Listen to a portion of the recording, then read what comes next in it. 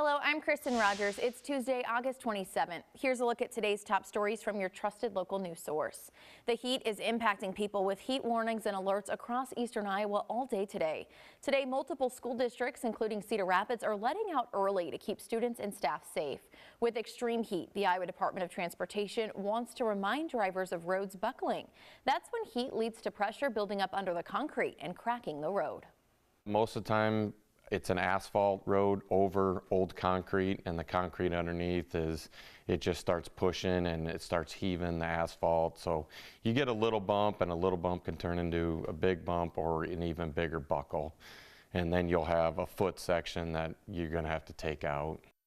Heat like what we're expecting today can be deadly if you're not careful. The CDC says last year was the deadliest when it comes to heat, with more than 2,300 deaths. This year, fewer Iowans are registered as Democrats, and it's a big drop. The number of active Democratic voters dropped 220,000 since July of 2020. But the reason is more than a shift in political beliefs. This means there are now more registered Republicans than registered Democrats or those registered no party. And Iowa Secretary of State Paul Pate says this is the first time he can remember this happening in his 35-year-long career.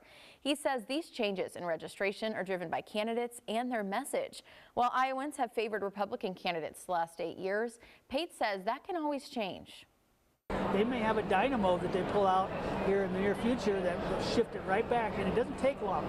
Seriously, 4 or 6 years, you can shift it right back the other way if you have the right candidates and the right message.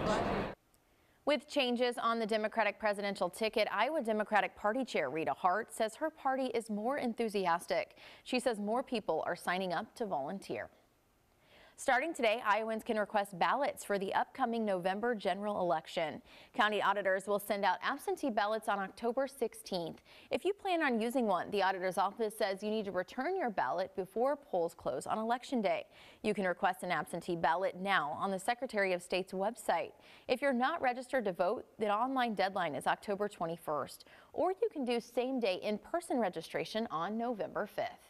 Thanks for watching. Tune into TV9 and KCRG.com for the latest updates and breaking news.